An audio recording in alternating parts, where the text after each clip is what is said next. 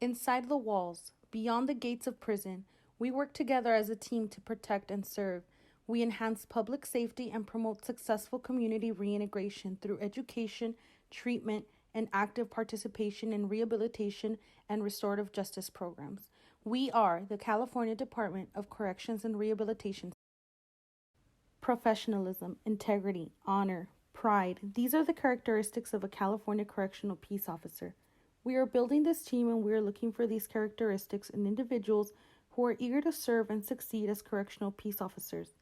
This challenging profession offers a wide variety of career choices and opportunities for motivated officers seeking advancement. The traditional career path is to begin as a correctional officer, which is the main workforce of CDCR. Officers can then promote through the ranks as a correctional sergeant, lieutenant, captain, associate warden, and potentially become a warden at one of our 35 institutions.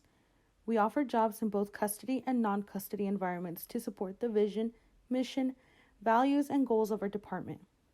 If you are considering a career in law enforcement, then start your profession with one of the most respected law enforcement agencies in the country.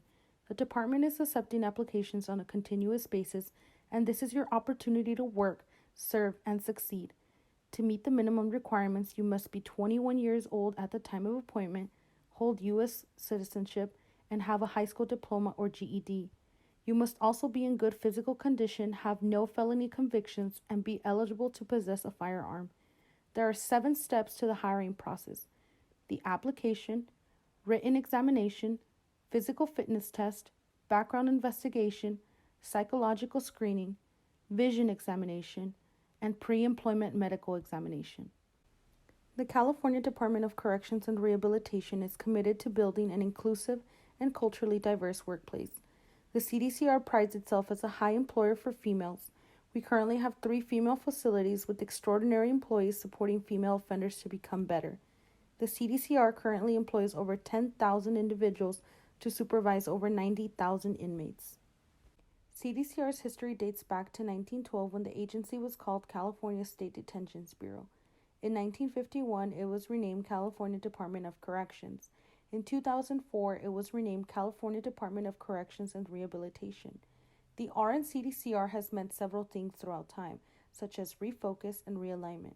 In 2011, the CDCR faced many big challenges, including chronically crowded prisons. Since then, the CDCR has made great progress. Governor Jerry Brown signed into law Assembly Bill 109. Assembly Bill 109 represented an attempt by the state of California to reduce its state prison population by diverting low-level nonviolent offenders with non-serious, non-sexual crimes and parole violations from state prisons to local county jails. There are several policies that have reduced the prison population throughout the years. Proposition 36 in 2012 revised the 3-strike law allowing nonviolent offenders with prior offenses to get reduced sentences. Proposition 47 in 2014 allowed some crime reduction in classification from felonies to misdemeanors. Proposition 57, known as the Public Safety and Rehabilitation Act of 2016, allowed nonviolent offenders to have the eligibility to parole in order to decrease overcrowding. Due to the COVID-19 pandemic, the CDCR implemented an emergency measure to protect the public and our incarcerated individuals.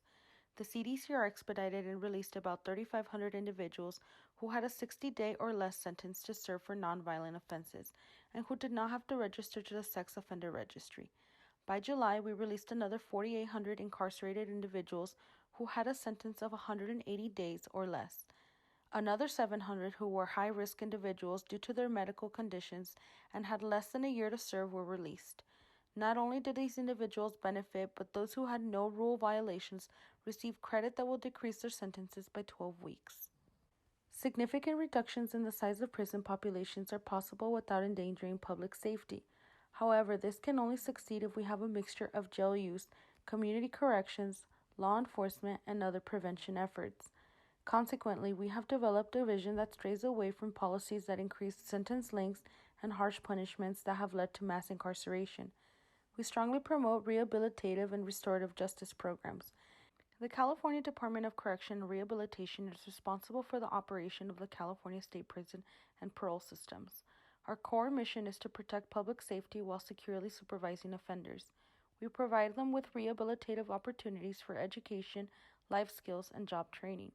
Through our efforts to rehabilitate offenders, we give them the skills that they need to succeed on the outside, which makes our communities a safer place to live. CDC offers a variety of programs to inmates inside the facilities and once they are released.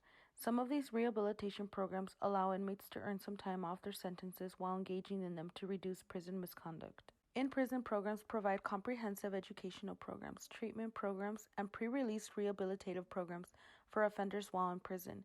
These programs focus on cognitive behavioral interventions, pre-release education, planning, skills, and acquiring a California identification card. Depending on where the offender is serving their sentence, the options for rehabilitative programs and services may vary. The educational programs we offer include adult education, continuing education, post-secondary education, library services, and student support services. We provide offender activity groups such as Arts and Corrections, a therapeutic therapy where inmates can learn how to express themselves through art instead of violence. In addition, we offer treatment programs that support inmates and facilitate their re-entry back into society. We offer substance use disorder treatment, cognitive behavioral treatment for sex offenders, mentorship programs, and cognitive behavior interventions. This year, California suffered its most destructive fire season ever. CDCR, in cooperation with the California Department of Forestry and Fire Protection, CAL FIRE, and the Los Angeles County Fire Department, jointly operates 43 conservation camps, commonly known as fire camps, located in 27 counties. All camps are minimum security facilities and are all staffed with correctional staff. As of October 2020, approximately 1,800 of our inmates are currently working at our CAL FIRE camp program. Despite their honorable service at fire camp, inmates often struggle to find jobs as professional firefighters after serving their time. This summer, California State Governor Gavin Newsom sought to change that by signing AB 2147. Released inmate firefighters are now eligible to expunge certain enumerated convictions. With EMT licenses and felony expungement secured, former inmate firefighters can finally satisfy most fire department initial screening requirements. We are dedicated to giving these inmates a second opportunity for success when they are with their families. In July 2005, the CDCR established the Female Offender Programs and Services Department. This department manages and provides oversight to all female programs in addition to 5 designated male and female institutions, fire camps, and community programs.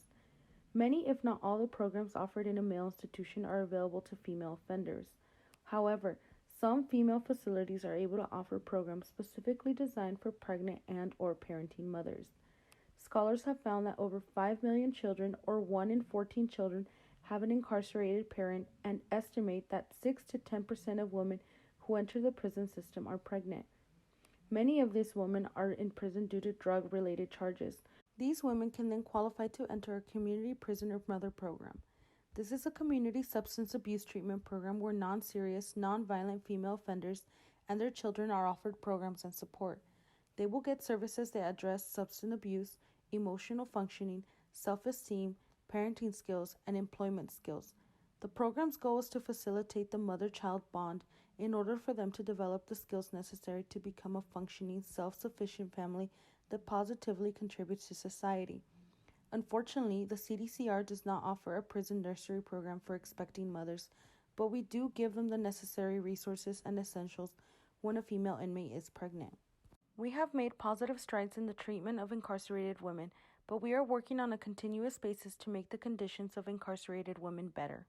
The Division of Rehabilitative Programs, DRP, is a branch of the California Department of Corrections and Rehabilitation.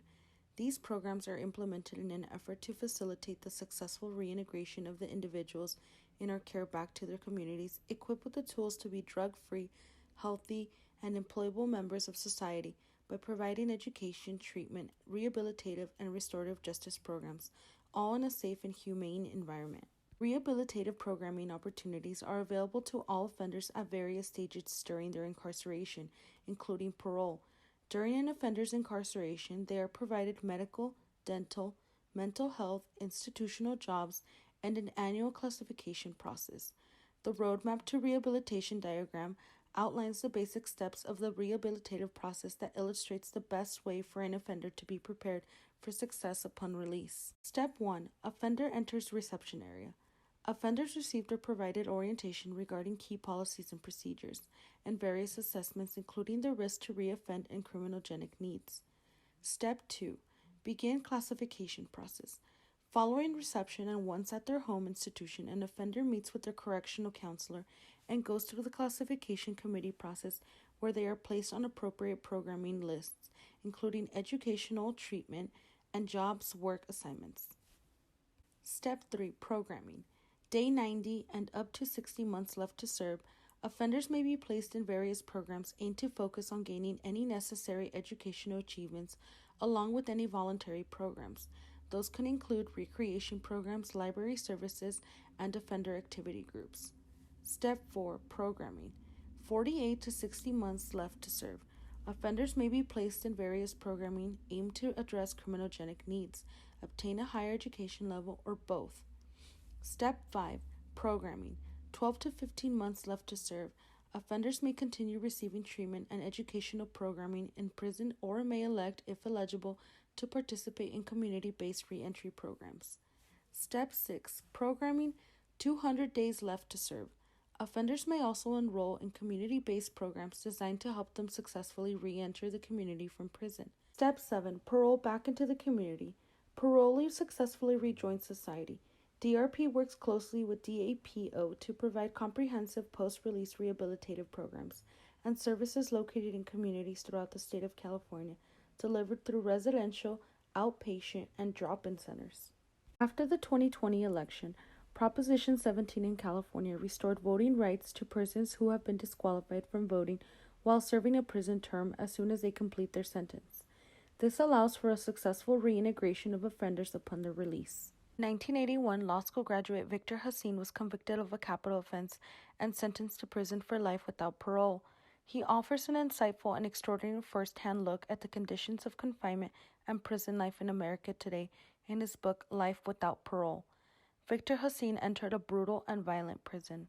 Prison gangs operate during the prison system as a criminally oriented entity that threatens or is perceived to threaten the orderly management of a prison. Most prison gangs are usually informally organized along racial or ethnic lines. The CDCR has seen the emergence of 3 big gangs responsible for prison violence and contraband distribution. Those are the Mexican Mafia, Black Guerrilla Family, and the Aryan Brotherhood. These 3 prison gangs have created rivalries among the various chapters and gang affiliations. This has resulted in several killings of several inmates, including our correctional officers. Race, gang, and control riots have outbreaks since the early 60s and have not stopped. On February 23, 2000, at Pelican Bay State Prison, one of our most dangerous prisons at the time, had a race riot between African American inmates and the Southern Mexican inmates. During the late 60s, early 70s, the CDCR implemented the bus therapy, which transferred gang members of the worst criminals to other facilities.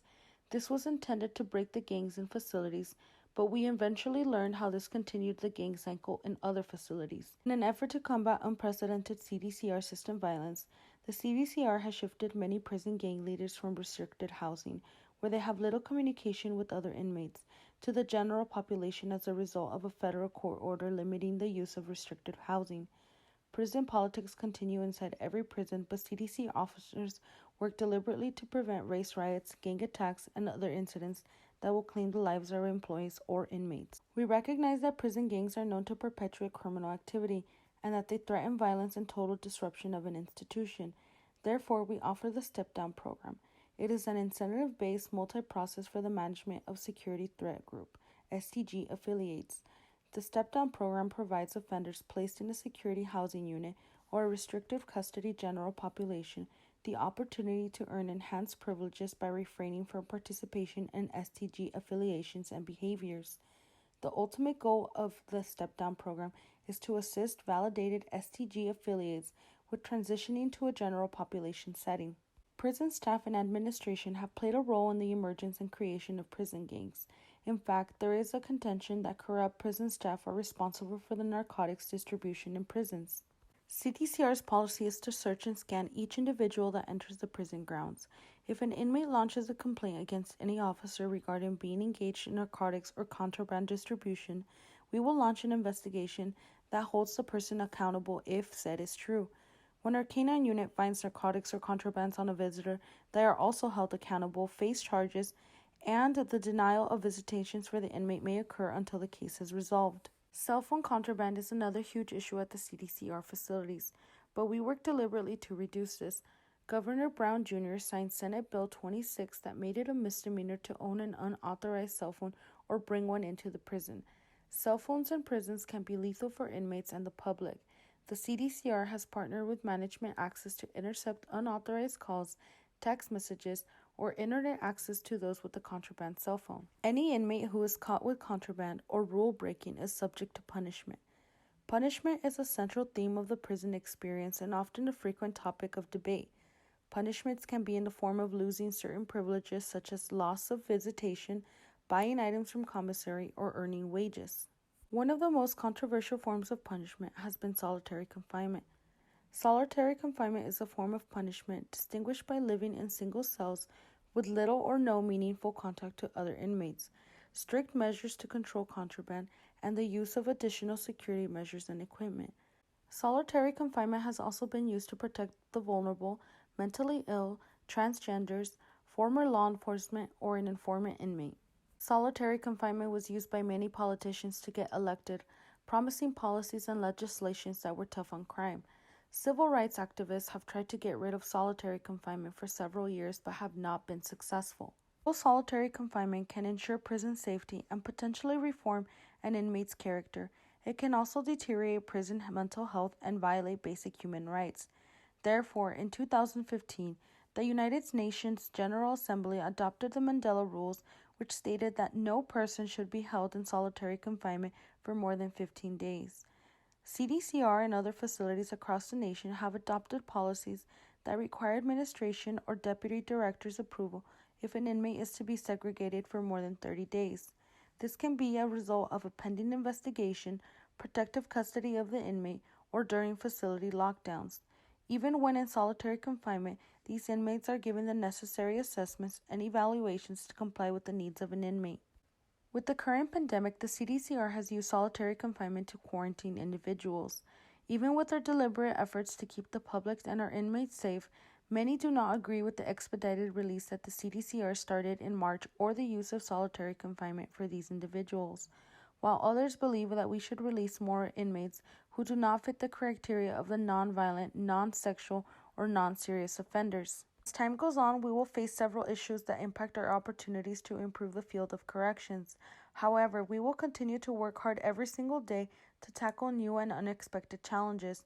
Our mission is to facilitate the successful reintegration of the individuals in our care back to their communities equipped with the tools to be drug-free, healthy, and employable members of society.